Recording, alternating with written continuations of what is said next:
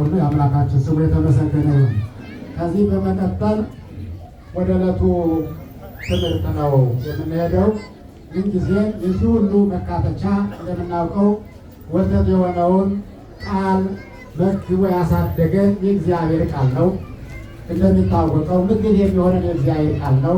የሚጣፍጠን የእግዚአብሔር ቃል ነው። ተመጣጣኝ ተመሳሳይ የሌለው ማለት ነውና ስለዚህ መምህራችን ሊቀ ስዩማን መምህር ቢንያም እንደምታውቁት ቀድሰው ሲመጡ ቀድሰው አቁርበው አስተምረው ነው የሚሉትና በሚጣፍጥ አንደበታቸው የዕለቱን በዓል እሳቸው ያስተምሩናል። ወደ እርሳቸው ወስዳችኋለሁ። ለእኔና ለእናንተ አስተዋይ ልቡና፣ ለእርሳቸው ደግሞ ሚስጥሩን እንዲገልጽላቸው የአምላካችን መልካም ፈቃዱ ይሁንልን። ለሁላችንም ይባል።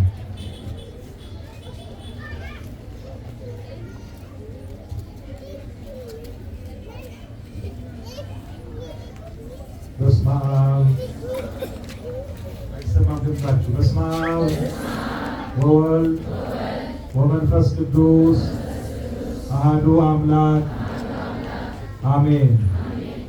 ክቡር መልአከ ምሕረት መምህር ዮሐንስ ማንደደ የዚህ ታላቅ ደብር ምክትል አስተዳዳሪ፣ ክቡር ወንድማችን ሊቀ ዲያቆናት ተስፋ ማርያም የዚህ ታላቅ ደብር ዋና ጸሐፊ፣ የተወደዳችሁ የተከበራችሁ አባቶቼ ካህናት፣ ወንድሞቼ ዲያቆናት፣ በዚህ የተሰበሰባችሁ የእግዚአብሔር ልጆች፣ የእመቤታችን የቅድስት ድንግል ማርያም የአስራት በኩራት ልጆች፣ የቅድስት አርሴማ ወዳጆች እንደምን ሰነበታችሁ? እንደምን ቆያችሁ? እንደምን አረፈዳችሁ? አሜን። ቸርነትና ምሕረቱ ሁልጊዜ ያልተለየን ዛሬን በእድሜያችን ላይ ጨምሮ በቤቱ እንድንገኝና ቅዱስና ሕያው የሆነውን ቃሉን እንድንሰማ የፈቀደልን ምሕረቱን ያበዛልን የራራልን አምላካችን እግዚአብሔር ስሙ ለዘላለም የተመሰገነና የተወደሰ ይሁንልን። እንኳን ለሰማዕቷ ለቅድስት አርሴማ ዓመታዊ ክብረ በዓል በሰላም አደረሳችሁ።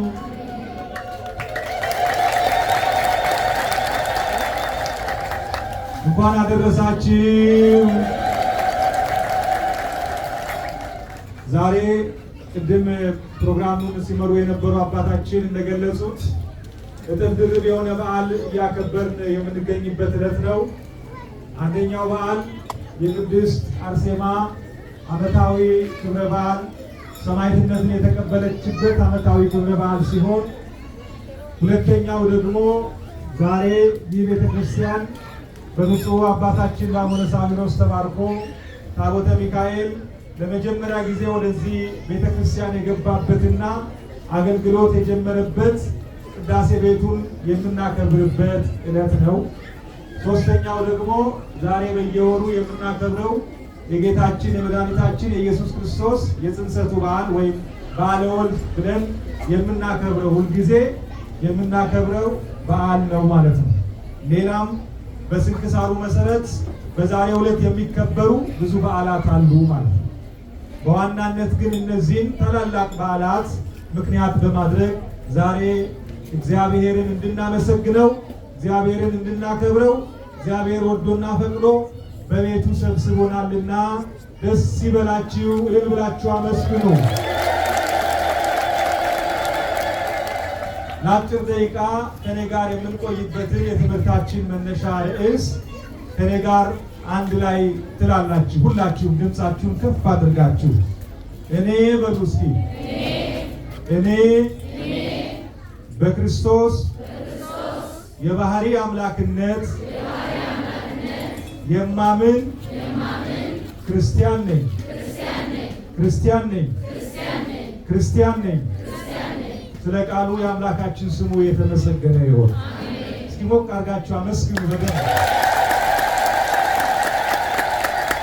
ይህንን ቃል በዚህ በቤተ መቅደሱ ደጃፍ ላይ ቆመን እንደመሰከርን በማያምኑ በክርስቶስ አምላክነት በማያምኑ ሰዎች ፊት ቆመን ለመመስከር ያብቃል።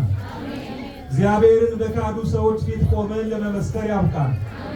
እግዚአብሔርን ለማያመልኩ እግዚአብሔርን በማያመልኩ ለእርሱ በማይገዙ ለእርሱ በማይታዘዙ የእግዚአብሔርን የባህሪ አምላክነት በማያምኑ በጨካኞች ፊት ቆመን የክርስቶስን የባህሪ አምላክነት ለመመስከር እግዚአብሔር ለሁላችንም ጽኑ ልቦና ይስጠን።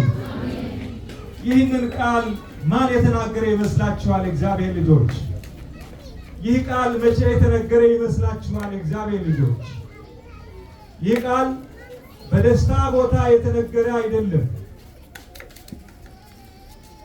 በሚበላበት በሚጠጣበት ሁሉ ሰላም በሆነበት ቦታና ጊዜ የተነገረ ቃል አይደለም። ይህ ቃል በደስታ ስፍራ የተነገረ አይደለም። እጅግ በሚያስጨንቅ እጅግ በሚያስፈራ ምድራዊ ስልጣን ባለው በንጉሥ ፊት የተነገረ ቃል ነው። ብዙዎች ወደ እሳት እየገቡ እየተገደሉ ለቅጣት መከራ እየተቀበሉ የክርስቲያኖችን ሞት እያዩ ሰዎች በፍርሃት እየተንቀጠቀጡ ባሉበት ጊዜ የተሰጠ ምስክርነት ነው።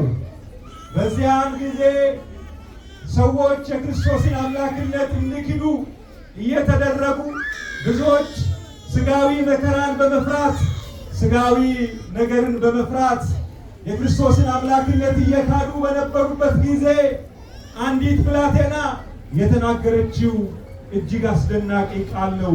የእግዚአብሔር ልጆች፣ እኔ በክርስቶስ አምላክነት እኔ በክርስቶስ የባህሪ አምላክነት የማምን ክርስቲያን ነኝ። ይህንን ቃል የተናገረችው ሰማዕቷ ቅድስት አርሴማ ናት። የእግዚአብሔር ልጆች፣ ማናት የተናገረችው? ማናት የተናገረችው? ተናገሩ፣ አትፈሩ፣ ድምፃችሁን ከፍ አድርጉ። ማናት የተናገረችው? ሰማዕቷ ቅድስት አርሴማ። ይህንን ታላቅ ቃል የተናገረችው አርሴማ ነች። ቅድስት አርሴማ እንደ ዕድል ሆኖ የነበረችበት ዘመን ብዙ ክርስቲያኖች መከራ የሚደርስባቸው ዘመን ነበር።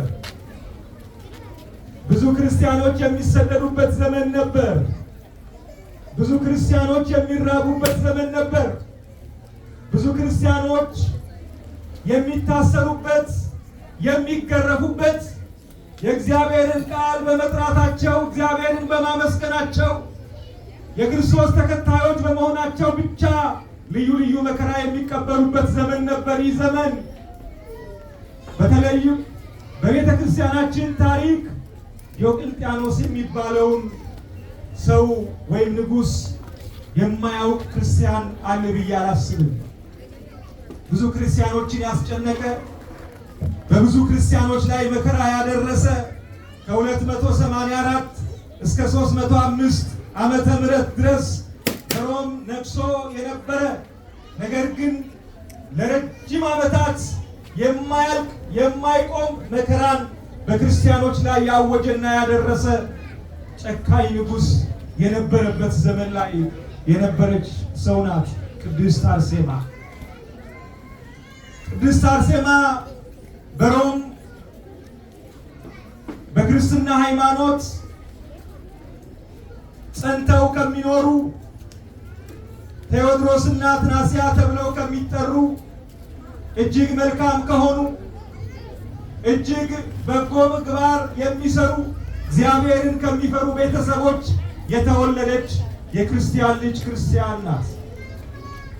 መልኳ ያማረ ውብ የሆነች ለእግዚአብሔርና ለቤተሰቦቿ የታዘዘች በእግዚአብሔርና በሰው ፊት በቤተሰቦቿ ፊት በጥበብ በሞገስ ያደገች በመልካም ስነ ምግባር የታነጸች እግዚአብሔርን የምትፈራ ሰውንም የምታፍር ለቤተሰቦቿ የምትታዘዝ በጎና መልካም ልጅ ነበረች።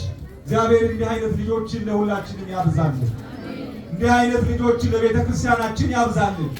እንዲህ አይነት ልጆችን ለሀገራችን ለዓለማችን ያብዛልን። በጣም አስፈላጊዎች ናቸው። በስነ ምግባር ተኮትኩታ ያደገች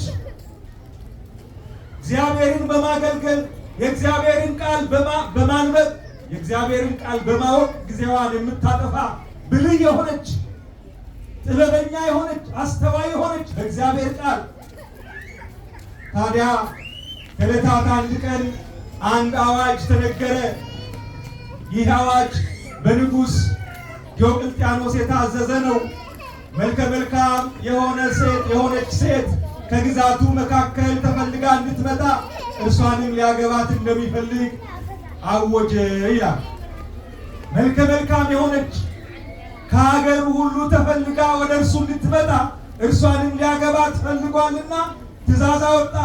ወታደሮቹ፣ አዛዦቹ ይችን ቆንጆ፣ ይችን ውብ፣ ይችን መልከ መልካም ንጉሡ ሊያገባት የወደዳትን መፈለግ ጀመሩ። ቅድስት አርሴማ ከምትኖርበት አካባቢ ውበቷንና መልኳን የሚያውቁ ሰዎች ስዕሏን ስለው ወደ ንጉሥ ዲዮቅልጥያኖስ እንዲደርስ ያደረጉ ማለት ነው። ንጉሥ ዲዮቅልጥያኖስ የቅድስት አርሴማን ስዕል ሲያይ እጅግ በመልኳ ተማረከ፣ በውበቷ ተማረከ፣ በፍቅሯ ወደቀ። በአስቸኳይ ይችን ልጅ ይዛችሁልኝ ኑ ብሎ ሁለተኛ አዋጅ አወጣ። ቅድስት አርሴማ ይህንን በሰማች ጊዜ ከእርሷ ጋር ከነበሩ በእርሷ ምግባር የሚኖሩ በድንግልና ጸንተው ኖረው እግዚአብሔርን እያመሰገኑ ከእርሷ ጋር ከሚኖሩ ጋር ተነጋገረችና ተማከረችና በቅዱስ መጽሐፍ ላይ በማቴዎስ ወንጌል ተጽፎ እንደሚገኘው አምላካችን መድኃኒታችን ኢየሱስ ክርስቶስ በመዋዕለ ሥጋዌው እንዳስተማረው በአንዲቱ ከተማ መከራ ቢያጸኑባችሁ፣ በአንዲቱ መከራ ቢያበዙባችሁ ወደ ሌላኛይቱ ከተማ ሽሹ ብሎ ለሐዋርያቱ የተናገረውን ቃል ታውቃለችና ያለ ጊዜው መስዋዕትነት እንዳትቀበል፣ ያለ ጊዜው እንዳትሞት ከጓደኞቿ ጋር ሆና በስውር ወደ አርሜንያ ሀገር ሸሸች ይላል። ከኔ ጋር ናችሁ? እየሰማችሁ ነው? ወደ አርሜንያ ሸሽታ ሄደች። ወደ አርሜንያ ሸሽታ ስትሄድ በዚያ መጠጊያ አገኛለሁ፣ ሰላም አገኛለሁ በማለት ነው። ብዙ ክርስቲያኖች በዚህ መልኩ ከቦታ ወደ ቦታ እየተሰደዱ በሄዱበት ጊዜ በሚሄዱበት መንገድ ሁሉ ክርስትናን እያስፋፉ በምግባራቸው፣ በትምህርታቸው፣ በአረማመዳቸው፣ በአነጋገራቸው በሁሉም ሁለንተናዊ አገልግሎት ስለሚሰጡ ክርስትና ይስፋፋ ነበረ። በክርስቲያኖች ስደት ምክንያት ነው ክርስትና በዓለም የተስፋፋው። በነገራችን ክርስቲያኖች ከመጀመሪያው ሰማዕት ከቅዱስ እስጢፋኖስ ሞት ጀምሮ ሐዋርያት ሥራ ላይ ስንመለከት ቅዱስ እስጢፋኖስ እንዴት እንደሞተ ታውቃላችሁ። ቅዱስ እስጢፋኖስ ከሞተ በኋላ በቅዱስ እስጢፋኖስ ሞት ምክንያት ብዙ ክርስቲያኖች ከኢየሩሳሌም ተነስተው ወደ መላው ዓለም ተሰደዱ። እነርሱ በመሰደዳቸው በተሰደዱበት ሁሉ ክርስትናን መስበክ ጀመሩ። ክርስትና መሰበክ ተጀመረ፣ መስፋፋት ተጀመረ። በዚህ መልኩ ነው ወደ መላው ዓለም ክርስትናው የተስፋፋ ሄደው። በእነሱ በአባቶቻችን ስደት በመከራቸው አያችሁ ክርስትና እንዴት እግዚአብሔር እያስፋፋ የሰላሙን ወንጌል የሰላሙን ጥሪ ለዓለም ሁሉ ሊዳረስ ስለሚፈልግ ሐዋርያቱ ሲሰደዱ በስደታቸው እነርሱን እየጠበቀ እነርሱን እየመገበ በሚሄዱበት ሁሉ ታምራትን እየሰራ በእነርሱ ላይ አድረው የታመሙትን እየፈወሰ የሞቱትን እያስነሳ የእነዚህ አምላክ ምንኛ ድንቅ ነው እያሉ የማያምኑ እንዲያምኑ ክርስቲያን እንዲሆኑ ወደ ክርስትና እንዲመለሱ ምክንያት ሆኗልና ይህ የእግዚአብሔር ፈቃድ ነው። ይህ የእግዚአብሔር ሐሳብ ነው። በዚህ ምክንያት ነው ቅድስት አርሴማም ከሮም ወደ አርሜንያ ሀገር በስውር ሸሽታ ሄደች። በዚያም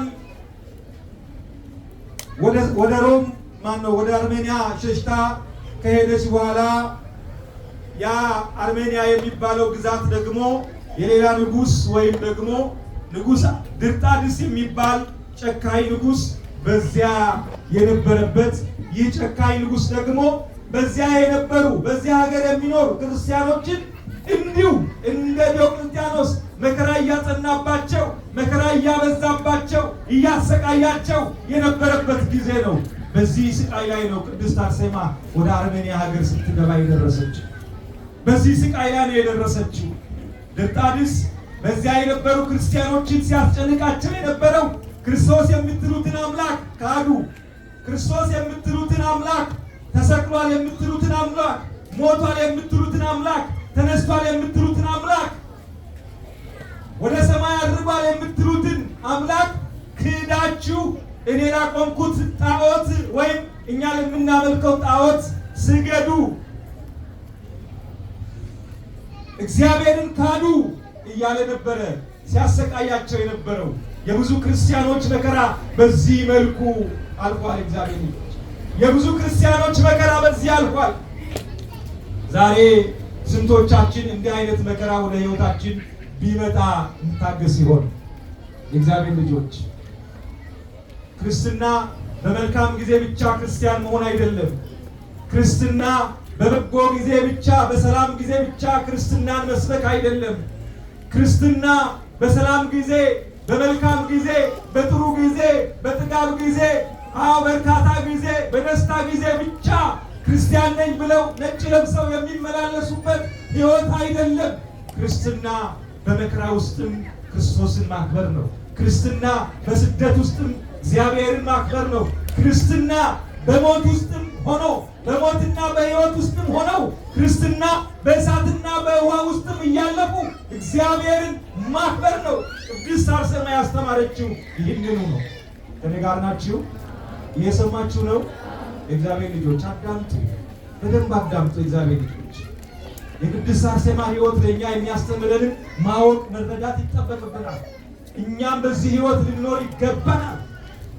ቅዱስ ጳውሎስ እንደተናገረው የእግዚአብሔርን ቃል የተናገሯችሁን ዋኖቻችሁን አስቡ፣ የኑሯቸውንም ፍሬ እየተመለከታችሁ በእምነታቸው ምሰሏቸው ብሎ ተናግሯል። ቅዱስ ጳውሎስ በእምነታቸው እንድንመስላቸው ነው። አዎ የጥንት አባቶቻችን ታሪክ የሚነገረን፣ የቅድስት አርሴማ ታሪክ የሚነገረን ዛሬ የሚተረከው ለእኛ እንድንመስላት ነው። በፍሬ እንድንመስላት ነው። በሕይወት እንድንመስላት ነው። በእምነት እንድንመስላት ነው። እርሷ ያደረገችውን ዛሬም እኛ እንድናደርግ ነው። ምክንያቱም የክርስቲያን ሕይወት ዛሬ ደስታ ቢሆን ነገ ሐዘን ይሆናል። የክርስቲያን ሕይወት ዛሬ ጥጋብ ቢሆን ነገ ረሃብ ይሆናል። በረሃቡ በጥጋቡ ዘመን ብቻ ሳይሆን በረሃቡ ዘመንም እግዚአብሔርን ማስታወስና ማክበር ይጠበቅብናል። ስለዚህ ድርጣድስ መከራ እያጸነባቸው በነበረ ጊዜ ቅድስት አርሴማ በዚያ በአርሜኒያ ሀገር ስትደርስ ተመለከተች። የክርስቲያኖችን መከራ፣ የክርስቲያኖችን ስቃይ አየች። የሚከፍሉትን ዋጋ አየች። ሲደበደቡ፣ ሲቆስሉ፣ ሲታመኑ አየች። ካዱ እየተባሉ አንዳንዶቹ ሲክዱም አየች። የንጉሱን ግርማ፣ የንጉሱን አስፈሪነት አየች፣ ተመለከተች። ንጉሱ ምን ያህል እንደሚያስፈራ፣ ወታደሮቹ ምን ያህል እንደሚያስፈሩ፣ የሚቀጡበት ቅጣት ምን ያህል እንደሚያስፈራ አየች። ነገር ግን በሰማይ ካለው ቅጣት እንደማይበልጥ ተረዳች። ከእግዚአብሔር ክብር የነርሱ ክብር እንደማይበልጥ ተረዳች። እግዚአብሔር በሰማይ በዙፋን ላይ ተቀምጦ ዓለምን የሚገዛው እግዚአብሔር የነገስታት ንጉሥ ነው፣ የጌቶች ጌታ ነው። ዛሬ በምድር ላይ ክርስቲያኖችን የሚያስጨንቁትን በሰማይ በዘላለማዊ እሳት ይቀጣቸዋል እርሱ። ስለዚህ ሳትፈራ ወደዛ አደባባይ ሄደች። ንጉሱ ወዳለበት አደባባይ ሄደች። ክርስቲያኖች ወደሚጨነቁበት አደባባይ ሄደች። የክርስቶስ ስም እየተሰረዘ የጣዖት ስም በሚጻፍበት አደባባይ ላይ ወጣች። ብዙዎች ክርስቶስን በሚክዱበት አደባባይ ላይ ወጣች። እንዲህ አለች፣ ድምጿን ከፍ አድርጋ እንዲህ አለች፣ እኔ አለች በክርስቶስ የባህሪ አምላክነት የማምን ምንድን ነኝ? መልሱልኝ፣ ምንድን ነኝ? ክርስቲያን ነኝ አለች። ንጉሱ ደነገጠ። እንዴት ብትደፍረኝ ነው አለ። ምን አይነት ደፋር ነች አለ። መልኳ ያምራል፣ ውበቷ ያምራል። እርሷ ከተናገረችው ይልቅ ስጋዊ መልኳን፣ ስጋዊ ማንነቷን አይቶ እርሱም ለራሱ ሚስት ሊያደርጋት ተመኛት። ከዚህ በኋላ አባበላት። በብዙ መንገድ ቢያባብላትም የእርሱን ማባበል ልትቀበል አልቻለችም። አዎ ንግሥት ትሆኛለሽ ቢላትም ልትቀበል አልቻለችም። የንግስናውን እኩሌታ ታገኛለሽ ቢላትም ልትስማማ አልቻለችም። ምክንያቱም በሰማይ የሚበልጠውን ክብር ነው እሷ የምታየው። ከእግዚአብሔር የምታገኘውን አክሊል ነው የምታየው። ምድራዊ ንግስና እኮ ያልፋል። ምድራዊ ክብር እኮ ያልፋል። ምድራዊ ጥጋብ እኮ ያልፋል። ነገ እንራባለን። ምድራዊ ክብርና ሞገስ ኃላፊዎች ናቸው። ስለዚህ ምን አለች? እኔ በክርስቶስ የባህሪ አምላክነት የማምን ክርስቲያን ነኝ ብላ በዚያ ለነበሩ ሰዎች ጉልበት ለመሆን ድምጿን ከፍ አድርጋ ተናገረች።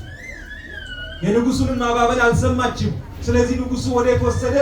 ሌላ አስጨናቂና አስፈራጊ ቅጣት ወዳለበት ቦታ፣ አስጨናቂ ቅጣት ወዳለበት ቦታ ወሰዳት።